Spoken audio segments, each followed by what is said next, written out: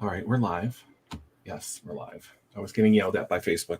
But it does, yeah, that's the, unfortunately, I'm right at the peak of the house. So this is the roof right here that I'm touching.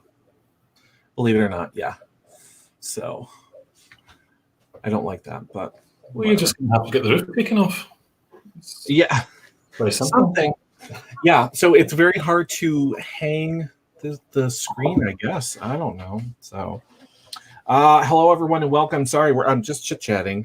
Welcome to my castle. What kind of room would you call this, anyways? That's a drawing room. A drawing room. Okay. Drawing room. Okay. Interesting. Very interesting. So obviously nothing has changed. I believe I asked you since the last time we spoke. Nothing? No, not really. Carrying on apace with the book. Yep. Doing the bits of work that I can, but nothing, I mean, we're all still in limbo, aren't we? And I know you might be I think you can get haircuts and things over there now. We can't even, not in Scotland. I'm not sure what the rules are in England. The rules in Scotland and England are slightly different at the moment because we have a devolved government. But we still can't get a haircut. There's shops, anything other than essential shops are not open. Life is on hold. Yeah. Still, Yeah. May 25th is when we were able to start getting haircuts. Well, as you can see, I haven't had one. So all right. So yeah. Gotcha. Yeah, things are slowly opening up. So we're now able to eat inside of restaurants as of yesterday. Okay. So we're kind of progressing. We're getting there. So yeah, absolutely. I think in England restaurants are going to open up quite soon, but not in Scotland yet. We're slightly behind England. So. Oh, were they still open, but just doing like curbside, like us, or were they just completely closed? No, you can. So even in Scotland now, there's you can go and you can pick up from most restaurants your takeaway, and in some cafes you can sit outside on the little sort of tables outside, but there's no indoor seating at the moment. But I think that's coming in England sooner than it's coming in Scotland. But it'll all be socially distanced. It'll all, I keep saying it's, life is going to look a bit like a toothless smile, because it's half the seats are going to be taken out of restaurants and pubs and eventually theatres and all that kind of stuff. So it's going to be a different world for a while. Absolutely. Yeah. And you're okay. You're in your castle there. You're okay. Yeah. It's what the people wanted, so I'm giving what they want. So God only knows what's going to happen for. Do I have a show tomorrow? No, I don't believe I do. Thursday I do. Okay. So yeah, whatever they want, I guess. I was content with my very nicely decorated kitchen. Oh no, I think this is a cut above. Okay. It looks very much like a Scottish castle. It makes me feel quite at home. Oh, good. Yeah. I don't know one of them, mind you, but there's lots of them in Scotland. There is, and I've done some research because I told you I want to go over there at some point. I will get over there as soon as this COVID stuff and whatever is happening is over with, and travel resumes. So yeah, no, I've done my research, and it was between two, I think. Okay. So, and I haven't made up my mind just yet on which one to stay at. And it's fairly actually reasonable to stay there. I thought it was going to be very expensive per night. You can buy a castle for under $1 million. I mean, it's, Scotland has a surfeit of castles. We've got, we could sell castles to you guys quite easily. We've got so many of them. Wow. And they've got to justify themselves, so they turn them into hotels or spas or, conference centres, that kind of stuff. And yeah, they're not as expensive to stay in as you might think. I know that there was a show over there that I would watch where they follow people who buy what is it, like grade 2 listings or something like that, and they refurbish them. And yeah, so I'm kind of into those type of shows. So it's very interesting to see all the manor houses and old castles and mills and everything else being kind of redone, and so that people can actually stay there. It's pretty cool. So, but it could be very costly. So yeah, sorry, my light here is about to collapse. Let's just stop that from happening. No, there's a girl that I follow on YouTube, and she and her best friend bought, I think it was a 16th century French chateau for about £700,000, and it's enormous, and it sits in acres of its own land, and she's made a business out of it. So you can pick them up. Well, if I had that kind of money, absolutely, I'd be over there in a heartbeat to buy one. I lived in London for so long, and that wouldn't buy you a 3-bedroom semi in London. It's crazy money down there. Is it expensive to live in London? Oh, yeah, I bet. My God, absolutely. And it gets more so every year. So it's probably just as bad as New York City. New York City is very yeah. Okay, yeah. Oh, in Scotland, you'll pick up a mansion in Scotland for the price of a very average house in London. Really average house in London. Yeah, I definitely have to move. I'm living in the wrong country, I guess. Yeah, but yeah, it's very nice over there. Jim, I don't know if you can see the comments. Jim Sadler, I know, it's the same time for him as it is for you. I believe he's in England. Okay. But he said, hey, I seen your guest recently too. I don't know what that means.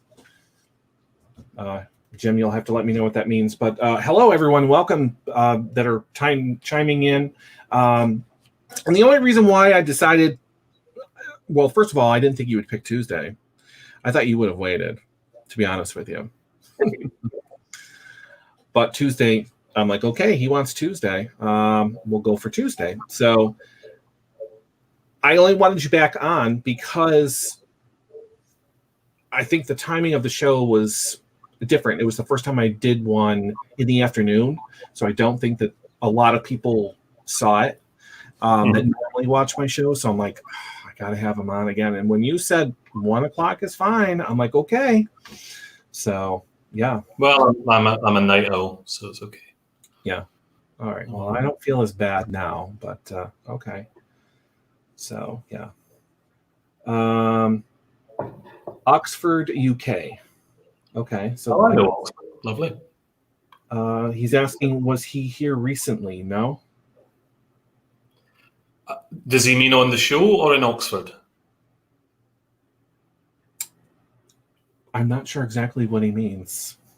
I'm not sure. I was on the show recently, but I haven't been in Oxford since last year. So, yeah. Okay. Oh, you're talking about this show. Yeah, I reckon. He's talking about the show, is it? Okay. Yeah, I don't know, to be honest with you. So he says, hey, I seen your guest recently too. And I have no idea. He says, try Oxford houses on show. Oh, yeah. He was here last week, Jim, if that's what you're referring to. Yeah, absolutely. Yeah, he wasn't here that long ago. So, but it was in the middle of the afternoon, and half the people were not used to me doing a show in the middle of the afternoon. But so it's 1 o'clock over there. It's 1:15 nearly, yeah. Mm-hmm. Yeah. So, and it's Tuesday here. It's Wednesday over there. Wednesday. I'm literally speaking to you from the future, Brian. Yeah, you are. It's crazy. This is what the future looks like. Yeah. That's crazy. I don't think I've ever spoke to anybody. Yeah, I get the time difference and everything, but I've never spoke to someone where it's already the next day. So that's kind of the premise of my book, isn't it? It's sort of speaking to yourself in the future. So yeah. It's timely. You spoke last time about the book, Letters to My Former Self. Former Self, yeah. Yep. what exactly is that about again? It's a book that I actually wrote 10 years ago, and I was on the path to traditional publication with it at the time. I had a very respectable literary agent, and we were talking to we were working on it towards traditional publication, and various things happened, and I walked away from it, and I sort of shelved it, and the coronavirus made me sort of dust it off and bring it back out, and it's had a really sort of monumental response from the team that I brought around me to sort of get it into publication and get it out into the public sphere. And it poses the question: if you could speak to yourself 40 or 50 years in the future from the age of 80, what would your 80-year-old self, having been through your particular life, say to you? So it's kind of essays of wisdom on lots of different thoughts and feelings and experiences that we have kind of going through life from the perspective of someone who's much, much, much older, but who's got a bit of a vested interest because they kind of have been you type thing. So that's the premise. That's the premise. It's not out yet. It's not out yet. I'm hoping, I don't have a publication date. COVID has held a lot of things up for a lot of people, but it will be released on Amazon certainly, and I'm hoping to get it on pre-release actually quite soon. But it will be released on Amazon within, I'm hoping, the next month and a half, something like that. So yeah. Okay. Yeah. But there will be a website that's being sort of designed at the moment. That's also been held up by COVID. But we do have, at the moment, we're using Instagram as the sort of main sort of platform to get information out. So it's at Letters to My Former Self is the Instagram handle. So come along and give us a follow. Absolutely. So, and if anyone follows me on Instagram, which I'm trying to do more on Instagram, I'm not really a whole selfie kind of a person taking pictures and whatnot, but I'm trying. So you can find the book by going through me as well. So yeah. Thank you for the follow, very much so. Yeah, absolutely. I believe I was the first one. Yes, you probably were. I'd set that Instagram account up the day that I spoke to you. Yeah, because when I went in there, because I'm like, I could have swore he said that there was going to be an Instagram or something. So I'm looking and I'm like, okay, oh, I see his name in the book. In between, I was like, yeah, that's him. And I was like, oh, it was quite easily set up. When I realized there was going to be a hold up on the website that was unexpected, I thought I'd better find some way of getting information out to people. So, and I think Instagram is probably more widely used and more easily accessible than Facebook. So that was the compromise for now. Okay. Trying to see if anyone has any questions here. Seeing a lot of chatter here. Welcome, everyone. If you're speaking from the future, let's get those lottery numbers, please. Yeah. I think they're just talking amongst themselves. Oh, must be nice. Okay. Yeah, so we talked about the book. It's going to be coming out hopefully soon. Hopefully. Yeah, within the next 6 weeks, I think is a safe enough bet. But who knows? I hope that's the case. It was supposed to be out sooner than this, but like I say, COVID is holding everything up. So. Yeah, COVID has thrown a wrench in almost everything people were planning on doing. So yeah, huge effect on the publishing industry as well as the entertainment industry. So yeah, all the things I do really. Yeah. I personally would be going crazy. I know that, like you said, they're starting to do like auditions like this on camera, from home, and so they're trying to do different things to kind of keep things going. Because I'm not saying that we're running out of entertainment, but there's really nothing coming out. There's nothing really new.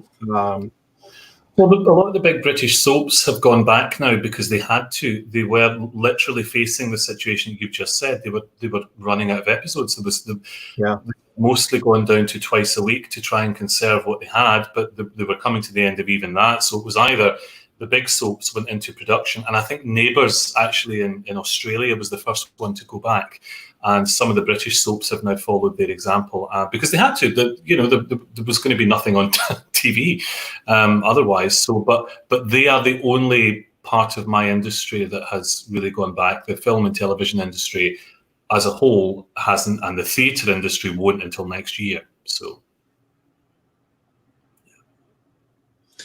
Yeah, well, I mean, I'm glad that things are starting to kind of go back because, like I said, they're running out of episodes. So, I mean, over here it was a big thing because Jeopardy, of all shows, was running out of episodes, and they're not sure what to do. So, yeah, I haven't heard anything more about that. So, I just need things to watch. That's all. Yeah, I think if anything, I think we tend to take our artists.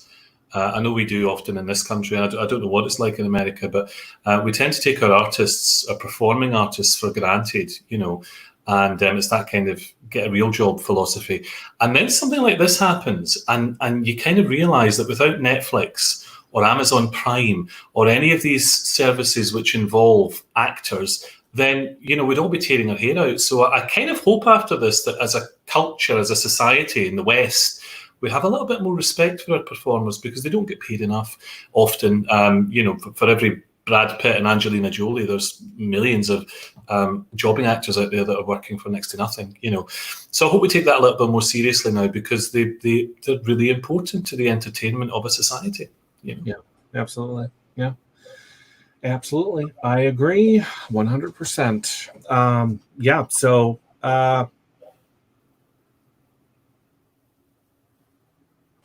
I don't know if that's a question, Jim, or whose name? His name?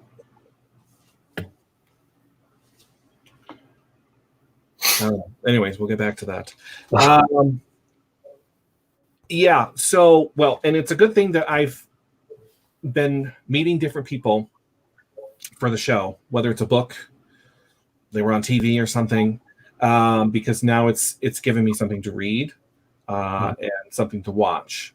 So I know that you were on Doctors, you were on Still Game. Yeah.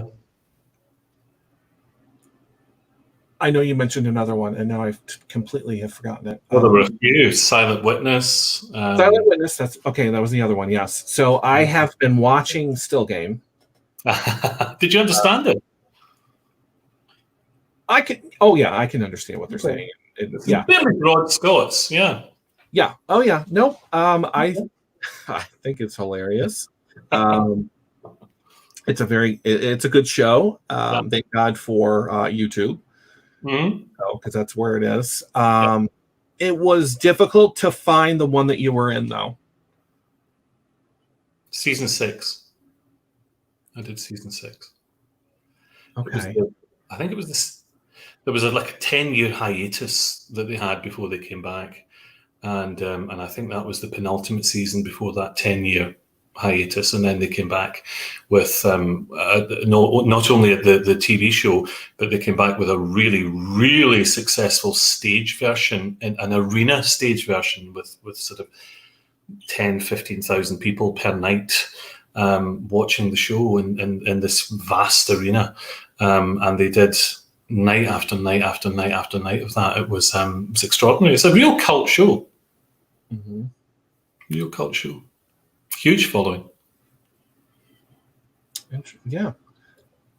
I'm trying to remember the episode because for some reason I don't think it was season 6. That's not what I watched.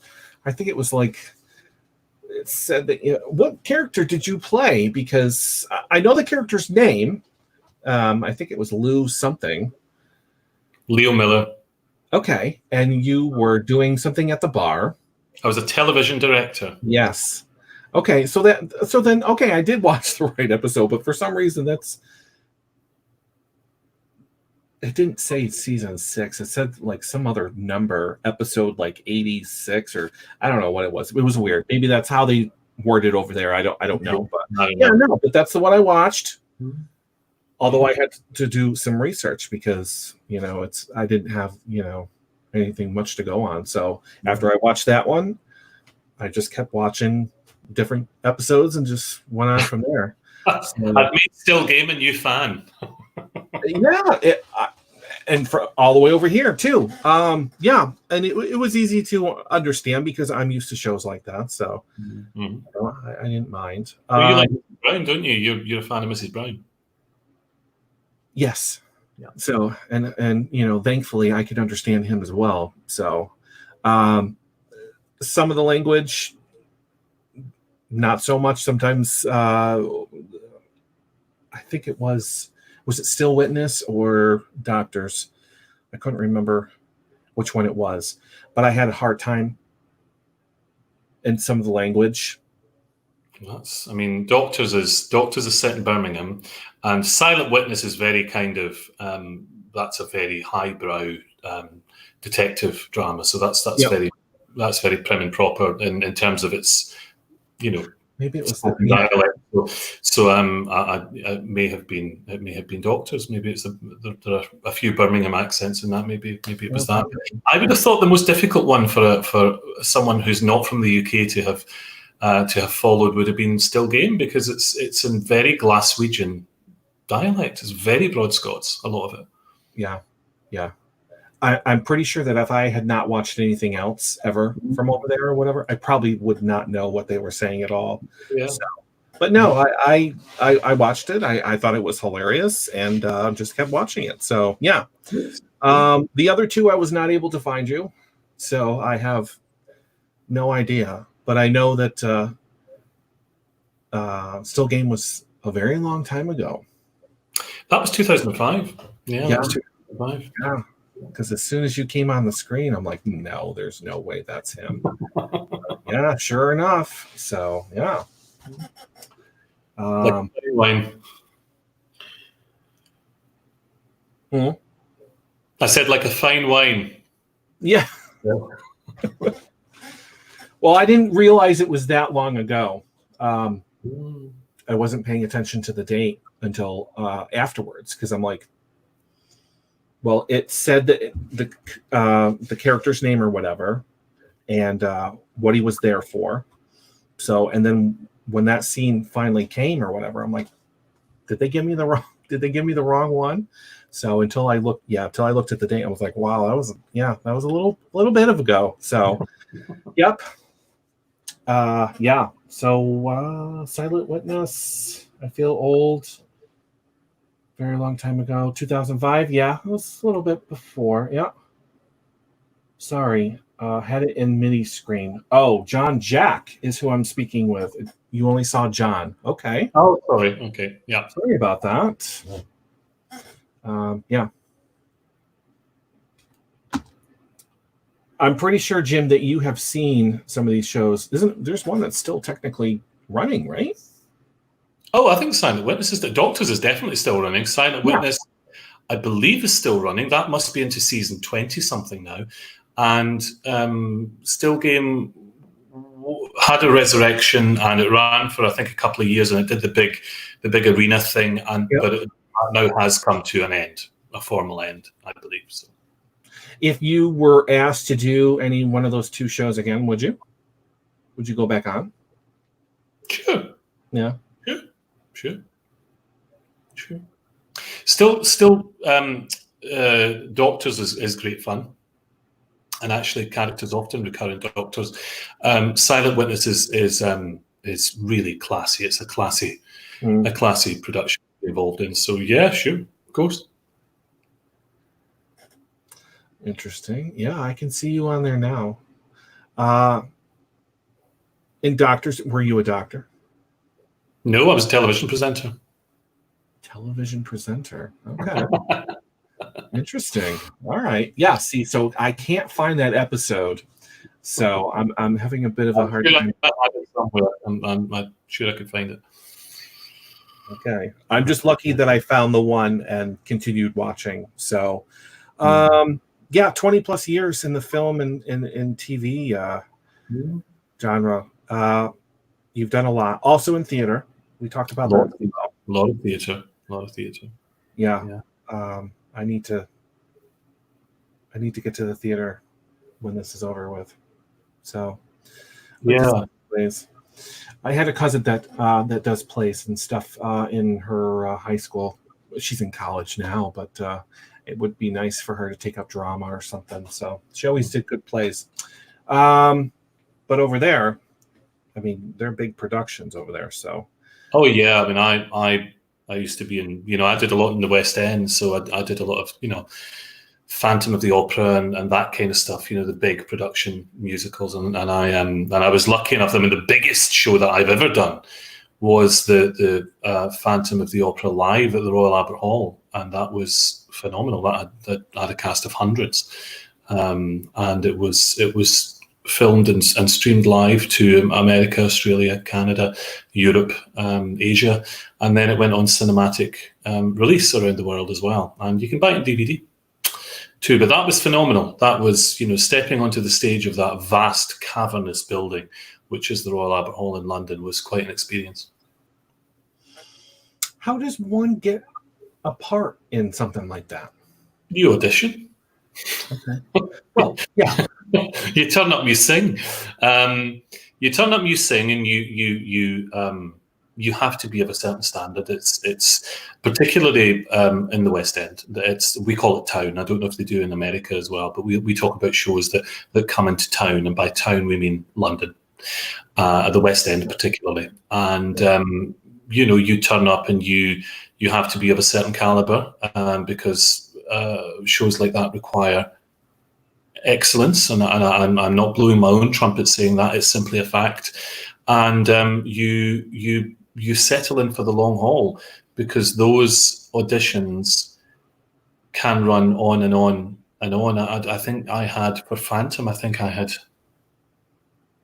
4 or 5 auditions before I got the part. But I've seen people with big West End shows have 9, 10, 11 auditions before they either do or do not get the job. Right. So it's a long process, the audition process, because a show like that is so famous, and you are carrying that show, and that production of Phantom is the original production, the London production. So you're carrying the name of that, and that's a huge responsibility. And so they've got to make sure that they're getting the right people that will take that seriously. Absolutely. So what role did you play? I played several roles in my time there. I played Monsieur Lefebvre. If I don't know if you've seen the show or not, I've seen it, but it's been a while. Yeah, I played for me as well. But I played Monsieur Lefebvre. I played Donatello, and then laterally I played Andre, the opera manager. So yeah, the first question people ask you is, "Did you play the Phantom?" And the answer is no, I did not play the Phantom. I can see you playing the Phantom. I can see me playing the Phantom too. I just wish Cameron McIntosh could. Or Andrew Lloyd Webber. Gonna have to send them a message. There goes my light. Your light. That was my light. Oh. Did you need to get it? No. Oh, okay. Yeah, I'm surprised because it was taped to the side of the door, and the tape is given away. So. Oh, that's right. You're in a different room. Yeah. I'm in a different room. Yeah. Wow. Okay. So are you? Yeah, I am. I know. I know I am. No, I just noticed the bookshelf behind you because that was not there last time when I spoke to you. So yeah. I like to move about. Sure. A little bit. Absolutely. I might get a green screen like you, and be in Buckingham Palace and places like that. I was going to choose that, but I'm like, you know what? No, I don't think anyone would really care for that. So the Oval Office, something interesting. No, thanks. No, thank you. Were you ever offered a role that you had to turn down when it came to the theater? Oh, turned down lots of roles in the past. Yeah. Lots of roles. You turn down roles for lots of reasons. I've turned down roles because I've been busy. I've turned down roles because I didn't like it. I've turned down roles because there's been a clash for whatever reasons. There's lots of reasons why you turned down. Sometimes it might be that the negotiations fall apart, because obviously you have an agent and a manager and stuff negotiating money and contracts and all that kind of stuff. So sometimes those negotiations fail, and for whatever reason you don't proceed, because the people that are working on your behalf and the people who are working on the production's behalf can't come to a sort of a happy medium. So there's lots of reasons why you might have to turn a role down, but it's always if you want to do something, it's always a shame. If you don't want to do it, then it's quite a pleasant thing to be able to turn a role down. Mm. Yeah, I can. I probably would think this way, but I'm pretty sure that if I was given a role, but not the role that I wanted, but I was still part of it, and thinking that the role that I should have had, I could have done better, so much better than Have you ever thought like that? I didn't get the part that I wanted, but I probably could have done it better. Oh, I see what you mean. Have I? Yeah. I've thought that. Yeah. But I have to say, at the risk of sounding really smug and arrogant, I think that mostly when I watch myself performing in something. So I'm usually, if I'm thinking that could be done better, it's me I'm watching. So you critique yourself? Yeah, you can't really help but do that. Actors. I mean, I guess it's different now that we sort of live in a generation where people can sort of take selfies and all that kind of stuff. But generally, most people don't get to see themselves talking and performing in the way that actors do. So you can't help but critique yourself, because it's not a normal thing to sit and watch yourself pretend to be someone else. You don't really get to do it in the theatre, but in TV and film, you do. Mm. So you absolutely critique yourself. Okay. It's probably why I don't watch myself back, because I'm pretty sure I would be critiquing myself pretty bad. Yeah, and I don't like listening to my voice. I don't either. I like listening to your voice, but I don't like listening to my voice. That's probably the main reason why I don't watch my shows over again or go back and watch them, unless I'm told to look for something, or I may have said something wrong or whatever. But other than that, I can't. Nope, it just doesn't work for me. So yeah, I agree on that. Yeah, nope. I guess the same thing goes for films. You've been in a couple of films, right? Yeah. Films over there, probably nothing, or maybe I would know. Would you? You'll certainly.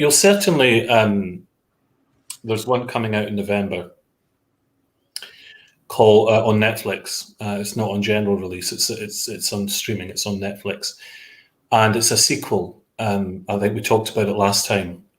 Called The Princess Switched Again, and it has me in it and various other people. Most importantly, Jennifer Hudgens is in it as well, and it's that'll be released in November time, and so you'll be able to watch that in America. It doesn't really matter anymore. If most things, there's so much is heading towards streaming now. Even the very contracts in my industry, the streaming services have required that a new form of contract be drawn up for streaming TV and film, because that whole service didn't exist in the way that it does even 5 or 6 years ago.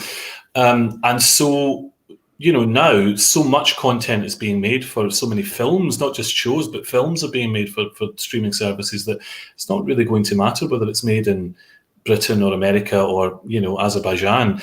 You're going to be able to watch it all over the world. So I think that's the way that I think that the streaming services are going to get bigger, and I think more content will be made for them. And I think that it's already, and I think that will progress to bring in filmmaking from so many places that we wouldn't normally see stuff from,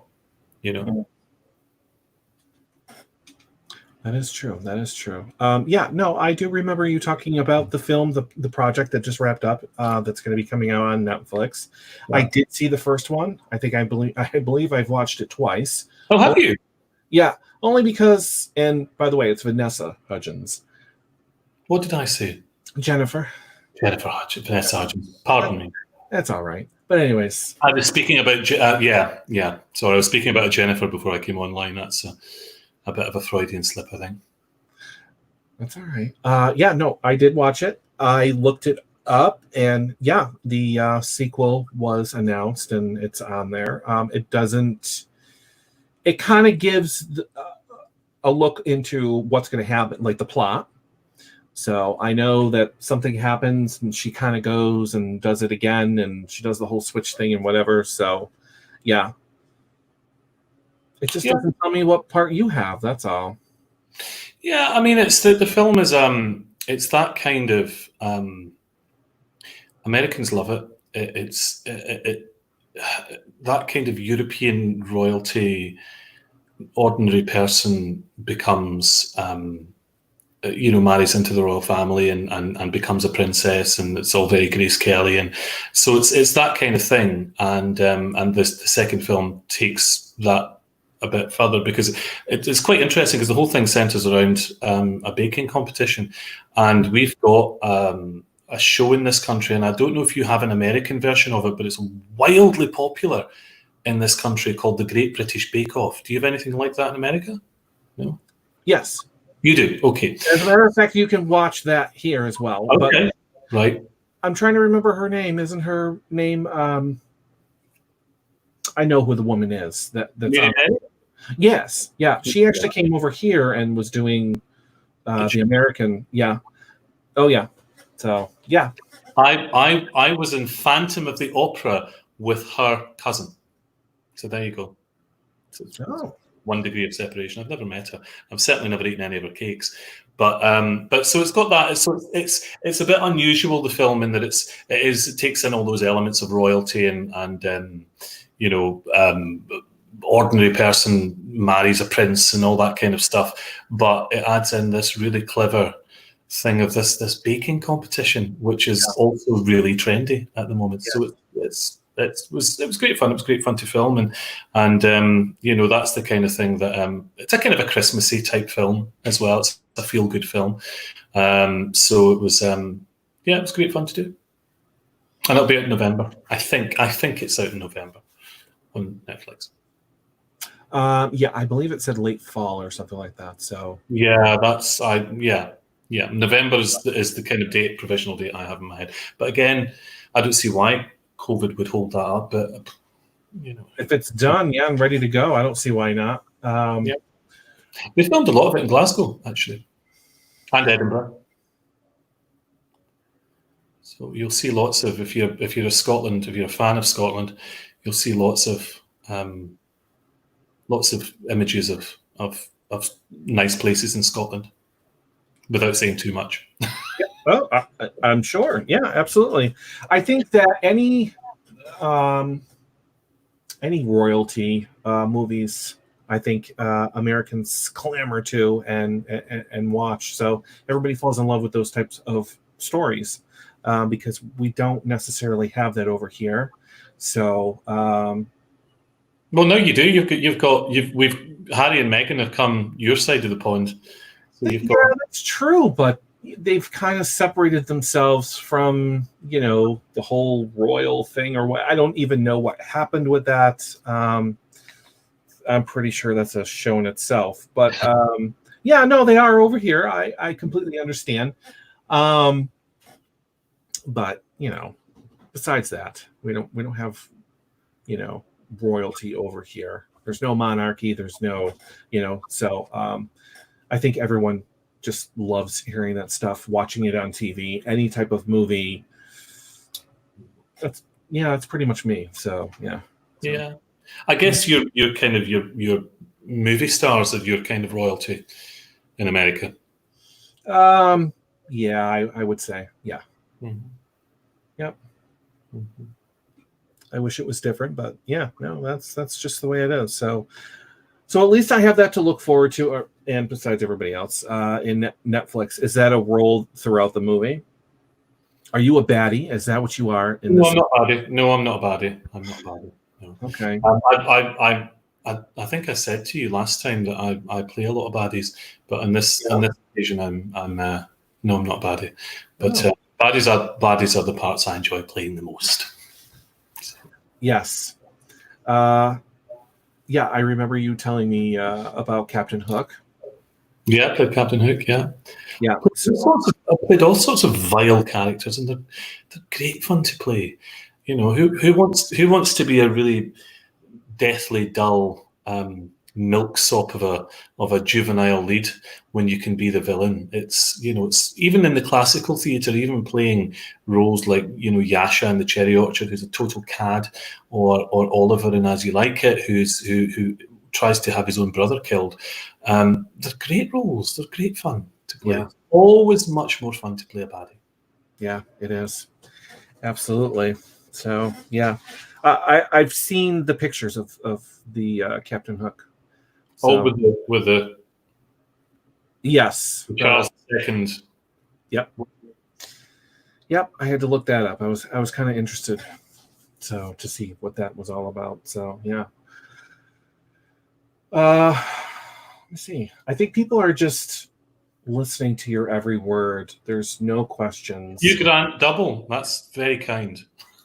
What's that? He does look like Hugh Grant. Apparently, I look like except for Hugh Grant. Yeah, I saw I saw that. Hugh Grant double. Yeah. Well, maybe I should start talking in his sort of RP. Start stuttering and stammering like he does. Well, that's right. He has an accent too. Oh no, he's he's terribly. Yeah. Do you know something? Hugh Grant is a very, very. I have a lot of respect for Hugh Grant. My uncle sits on or used to sit on the steering committee of a food bank in this country, in my hometown in Scotland. It's a little hometown called Airdrie, and it has a population of about 30,000. And without getting too political, due to government cuts in the fifth or sixth largest economy in the world, which Britain is, something like, I think it was something like 10% of that entire town were reliant on food banks.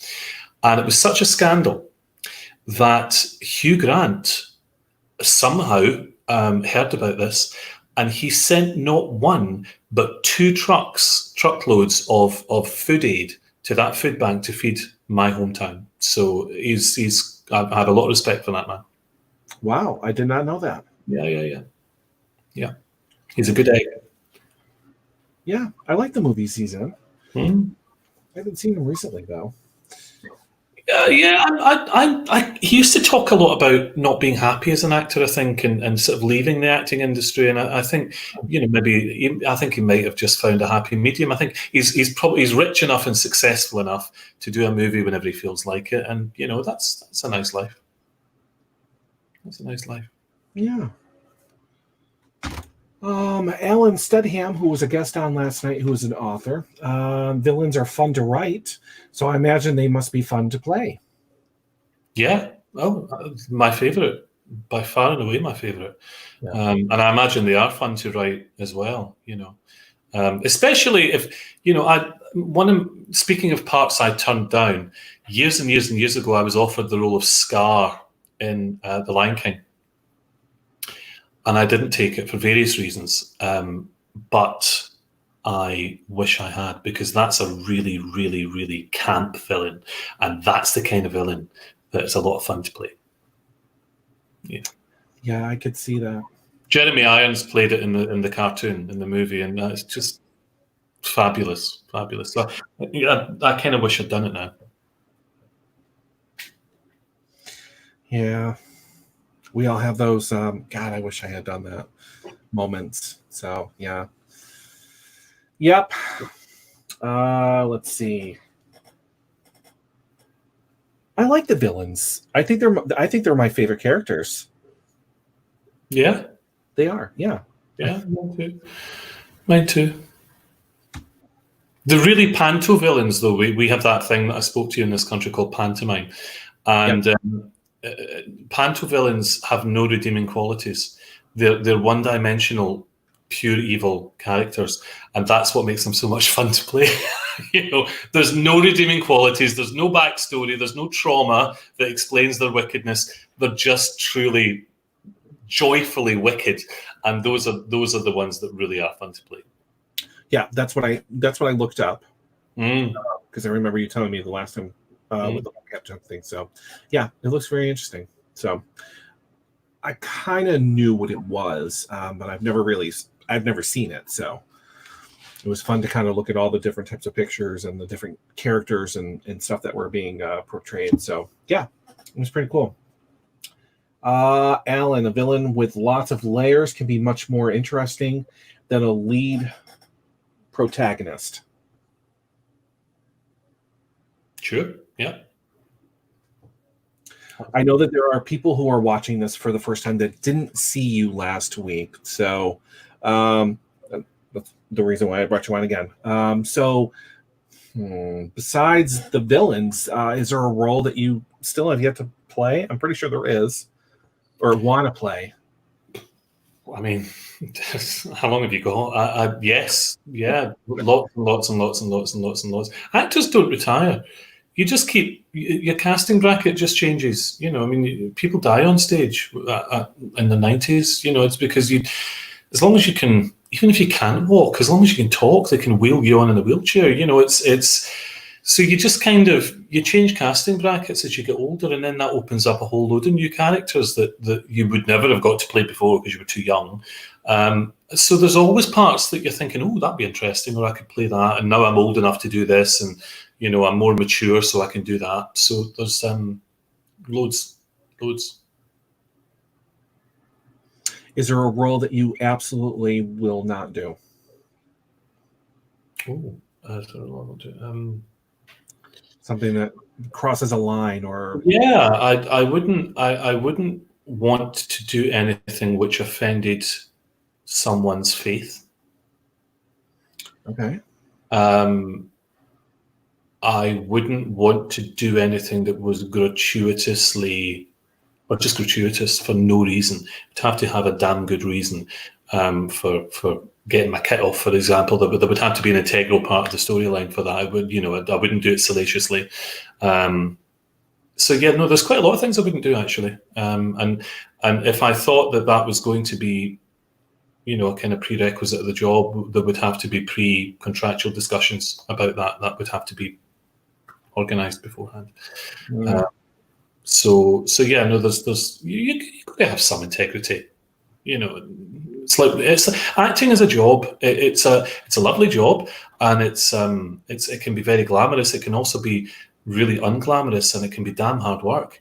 But it's just a job, and in the same way that you got to have integrity working in the bank, or working as a plumber, you need to have integrity as an actor as well.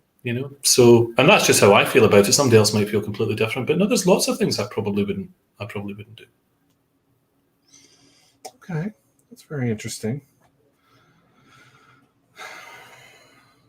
What's Alan saying now? Let's see. Oh, or the same character 30 years later. Oh yeah. Yeah, I hear what you're saying, Alan. Interesting. Well, if you get to play the same character for 30 years, that's a nice income. I think he's referring to Patrick Stewart. Oh, right. Okay. Yeah. Who is now reprising his role as Captain Picard in the new Picard series. So yeah, there's that. So yeah. If they asked you to bring back a character, would you bring it back? Now that sure. Yeah. If I enjoyed playing it, yeah. Yeah. I haven't enjoyed every job I've ever done. There've been some jobs I've been positively miserable in. Not many, thankfully. I've been very lucky, but there have been some jobs I haven't enjoyed. So providing I enjoyed the experience and I enjoyed playing it, then sure, why not? All right. Alan asks, are there any roles that were hard to shake off once you were finished with it? In terms of career-wise or in my head? That's a very good question. Yeah, I'm pretty sure. Just give him a minute here to respond. I'm thinking, no, I don't know. Maybe I do. Can you? All right. Okay. Any roles that I find difficult to get rid of in my head? Not really. Not really. I'm really, really very good at just at leaving the job at the door. I think only in terms of this. I'm sure my intellect is nowhere near up to being a doctor, but in terms of being able to leave the job at the door, I think I'd be quite good. You know, as if I was to be a doctor and deal with what they've got to deal with, because I'm quite good at compartmentalizing things, and you know that's that done. And now when people think, especially in the long run of a show, you know, and it's because we're human beings, we're not robots, and if you've been in a show for a while, and you know it's really difficult to keep a show fresh if you've been doing it for a long time, or a play. It's a bit different in TV, of course, because you only ever do it once and you film it, or you have a rehearsal and quickly and you film it. But on stage, things can go on for weeks and months, in some cases years, if you're doing a West End show. And so it's really hard to keep it fresh all the time. And you know, the idea that actors are all up there absolutely in the centre of the moment all the time, it's not true. You know, we're up there giving our all, sure, but we're also thinking about what we're going to get from Sainsbury's or Tesco on the way home, you know, and we're thinking about what time the last train is, and we're thinking about all that kind of stuff. I heard a story the other day about I think it was the Corps de Ballet, the Royal Ballet, and they were up there dancing away, the Nutcracker or whatever it was they were doing, looking beautiful, executing these moves precisely and perfectly. And one of the member of the Corps de Ballet had a washing machine to sell, and so she's up there dancing away with the rest of these beautifully dressed young ladies, and it went down. She whispered, and it went down the line that she had a washing machine to sell. By the end of that scene, not only had she sold the washing machine, but she'd got a discount. She'd offered a discount on it. So that's the kind of thing that the performers get up to when we're up there on the stage doing the job. You know, it's a job. Okay. Yeah. Okay. I'm thinking that if there was a character that you had to play that was okay, let's go back to baddies. Was there one that was just the worst to play? Like dark.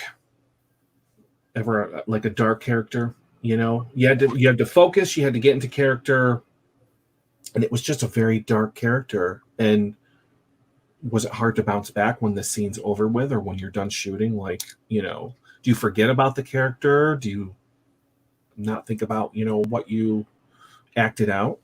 The most difficult character I've ever played in terms of getting into his head was, and I mentioned him earlier, it's a character called Oliver in a Shakespeare play called As You Like It. Mm-hmm.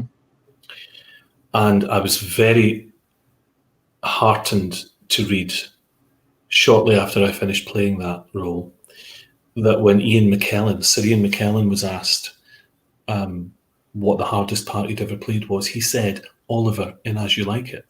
And the reason is because he's this real villain in Act 1 who wants to murder his brother. And I actually, the production I was in had him as a cocaine snorting banker. And so, you know, he's this real loathsome individual in Act 1 who wants to kill his brother. And then in Act 2, he has a complete turnaround. He's kind of redeemed, and he realizes the error of his ways. But what you don't see is the transformation. Shakespeare doesn't give us that. He simply gives you one version of this character, and then he gives you another version of this character, and you've got to find a way of portraying that role which kind of makes it clear as to how and why what happened off stage. Really difficult to do. And I you know, I gave my humble stab at it, but I was really happy to hear that somebody like the great Ian McKellen also had a bit of difficulty playing that role. It's not easy to play what's not written, you know. Yeah, absolutely. So, yeah, but he's a very dark character. He is. He's not a nice person. Yeah, no, he's not. Not for wanting to kill his brother. No, absolutely not. So let's see here.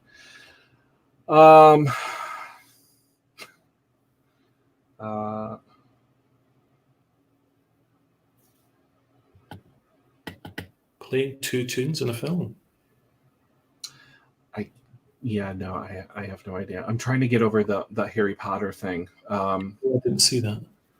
Yeah. What if you never played it like Harry Potter as a grown-up? Would you play a Harry Potter grown up? I don't look like him. Oh, okay. I mean, yeah, I suppose so. I mean, it's an interesting. I don't look like him. I don't think that would happen. But you know, if Miss Rowling has a spare few million kicking around and she's looking for somebody to play a grown-up Harry Potter, then give me a call. Sure, absolutely. I think that would be a good movie. I wouldn't cast me as that, but okay. I'll take your money. True. Okay, now he just says characters. So does that mean that you have you ever played two characters in the same film? Multiple roles? No. Okay. No. Not that I can remember. No. Okay. Maybe that's what he means. I'm not sure. Vanessa Hudgens has, but I haven't. Yes, she has. Sorry, Jennifer. Jennifer Hudgens. I'm so sorry, Vanessa, if you're watching. Jennifer Hudgens. That's her alter ego, you see. Yeah, I'm like, did he just call her Jennifer? Is it Jennifer? No, it's not Jennifer. It's Vanessa, right? Oh, absolutely terrible. I'm going to have to quickly look that up while he's talking. I'm like, yep, Vanessa. Yes. Yeah. Okay. Well, hey, Jennifer too. Whoever you are. Hello, Jennifer. I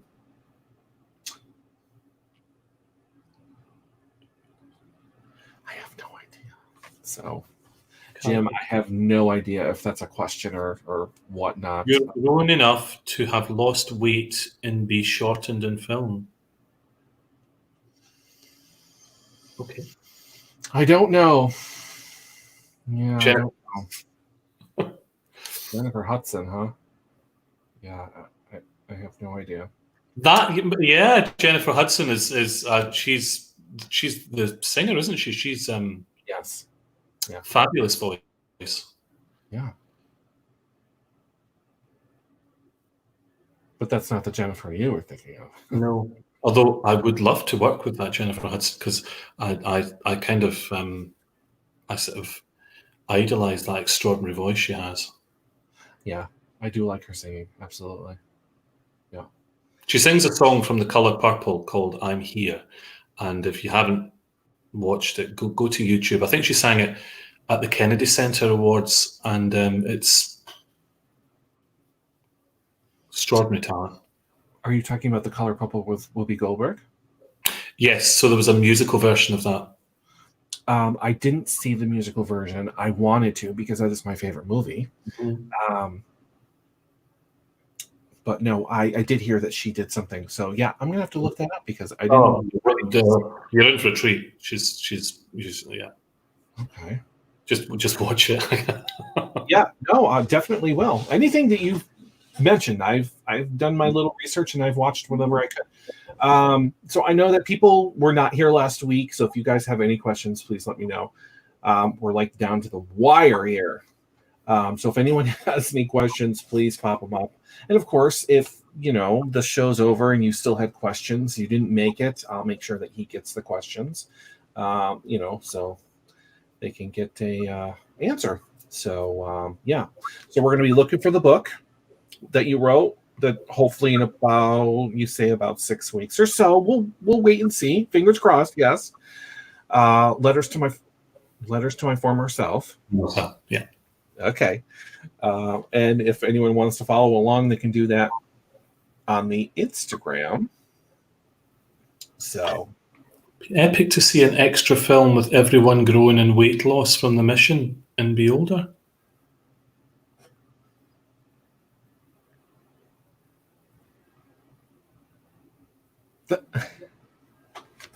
I have no idea.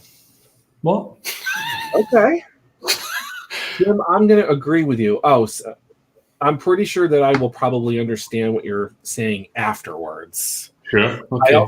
I also have to remember that it's now, what, 2:03 in the morning over there. So, yeah, that's crazy. 2 o'clock in the morning. All right. And it's only 9 o'clock here. So, Gosh.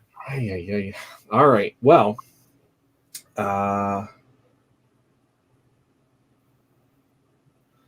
Heather, I have no idea what he's talking about, but he probably could be talking about that. So I'm not sure. I just recently met Jim. So I'm not exactly sure. So I apologize. Alan says, what's the most physically challenging ways you've had to prepare for an acting role? So actors, some actors warm up, some actors don't. Sometimes the warm up is compulsory for insurance purposes. Sometimes it isn't. The most physically challenging way I've had to prepare. I once played Mozart in the European premiere of a play called, what was the name of the play?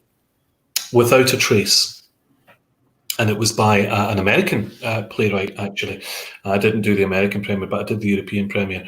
And it was Carol K. Mack, I think was the writer's name. It was called Without a Trace. And in this it was actually, it was about the blind virtuoso pianist and composer of the 18th century called Maria Theresa von Paradis. And Mozart was a contemporary and friend of hers, and I played Mozart. And within this, because she was blind, and her blindness had been induced by a fright that she'd received when she was a little girl, and she'd kind of retreated into blindness, psychological blindness, but it manifested itself physically.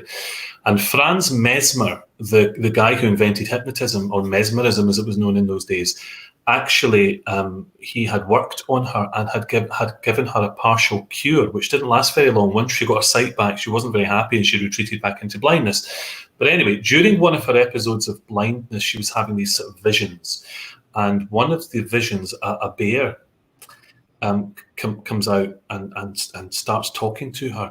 And then the bear removes its head, and it's Mozart. And he starts playing a concerto on a tree. Actually, we had someone in the orchestra who was playing the piano, but Mozart was pretending. So it's all very kind of trippy in the way that it sort of happened. And I was obliged to, they went to the National Theatre in London, I believe, and they've got a vast costume department. And in that costume department, they had a hollowed out dead bear skin, head and everything. And I had to climb into this thing, and I had to learn to walk like a bear. And I actually had lessons to do that. And I had to put on this stinking carcass, this hollowed out bear carcass, and this head had been kind of taxidermied and reconstructed on the inside, but it was real and it stank. And I had to put this on every night, and the heat of the lights, the heat of the theatre, and then wearing an entire bear and having to act like a bear, I lost about a stone in weight with the sweat of it. I hated it, absolutely hated it. So that's probably the most extreme thing I've ever had to do in terms of preparing for. It's not really preparing, it's the performance, but I had to act inside a hollowed out dead bear. Okay. But you weren't expecting me to say that, were you? No, I was not. See, surprised once again. Yeah, the things actors do. Yeah, wow. Okay. Very interesting. We'll never have to do again. And to top it off, it's real though. They horrible. Stank. And I'll tell you something, once I'd finished with it after the run of that show, it stank even more. I'm sure. Oh, that's horrible, horrible, horrible. Yeah, no, thank you. Wow. Yeah, Alan. Yeah, no thanks. That's right. Any other questions, people? I know there's a delay, so it's the only thing I don't like about this thing is the delay.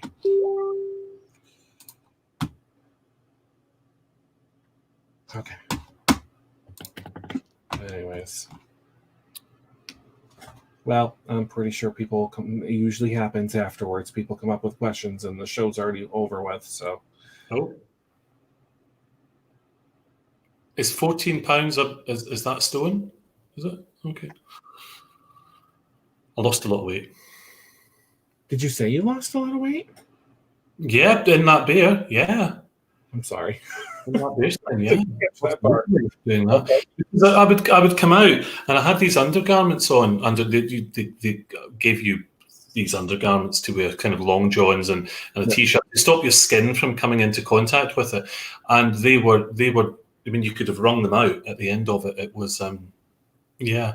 It was like a hot box. The gyms have hot boxes, some of them, and to help you to lose weight. And I think it was a bit like that. Okay, gotcha. Yes, I believe she looked it up. So yeah, you lost 14 pounds. Well, there you go. So I know they call it. What do they call it over there? But no, I think we do pounds, we do kilograms and things as well, but we do stones and pounds and things as well. Stones. That's what it is. Stones. Mm-hmm. Who we to work with can be more than one. Ooh. I mean, I've been lucky to work with a lot of actors who, you know, I'm very lucky to have worked with. There was one actor, I only worked with him briefly, and he's dead now. And he's quite a famous British actor called Tim Pigott-Smith.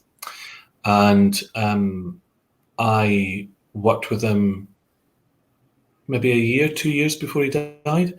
And he was a real, very kind, enthusiastic gentleman. There was nothing grand about him. He's very famous, so, you know, he you know, and you know, some people do become a bit grander when they get a name, and he wasn't at all. He was very much a company person. He was very kind. He was a very sweet, gentle, funny, gorgeous man, and very, very sad when he I think prematurely passed away. And so and I'm very happy and very lucky that I got to work with him. So I don't know if I'd say he was my. I wouldn't want to offend anyone else by saying it was my favourite, but certainly if you were to ask me to name a favourite actor who I worked with, I would Tim would come up. Partially, I think, you know, because he's no longer with us, you know, and it's I just think it's really sad. He was a great person to share a company with. And I remember him desperately trying to get me into, I think much to the chagrin of his producer, we did a TV thing together, and he was about to go and play King Lear, and he was desperate to get me into the show, and the part was already cast, and I remember him sort of haranguing this poor casting director, trying to, or his producer, I think it was, trying to get me in, and she was having to gently explain to him that the part was already cast. She couldn't take it off the actor and give it to me, but he was that kind of spontaneous generosity, you know, and I liked him a lot. There you go. All right. Alan's coming up with some good questions here. So, but I think that's it. That's it. I'm going to bed. It is 2:00 in the morning over there. So it's 12 minutes past 2. 12 past 2. Yeah, it is 9:12 p.m. here. So yeah, I have definitely gone over, which is the first time. Probably not going to be the last time. All right. So if anyone else has any other questions, you can just ask them afterwards. You can watch the replay because of the internet. It doesn't really go anywhere, thank God. So yeah. Don't forget, you can also catch this on YouTube. So, and for more information about the book, when it finally, like I said, fingers crossed, when it comes out, You can learn about it on Instagram. The website will be coming fairly soon. It will. I should probably have a Facebook page for it as well, because some people still use Facebook, so look out for that too. But at the moment, the place to go for any information through necessity is Letters to My Former Self on Instagram. So head along there and click follow. There you go. Yeah. So Instagram it is. Yeah. Facebook, yes, most definitely. Yeah. Excellent. Everyone's using Facebook, so. Well, yeah, true. Lots of lovely good nights. Good night, guys. Lovely to meet you all. And yeah, if you're ever in Scotland, say hi. Yeah, there you go. All right, everyone. Thank you so much for watching, and I'll see everyone Thursday. I'm not doing anything until Thursday, so yeah, that's pretty much it. So thank you for watching, and get some sleep or do something fun. I don't know. So, all right, that is it. Goodbye.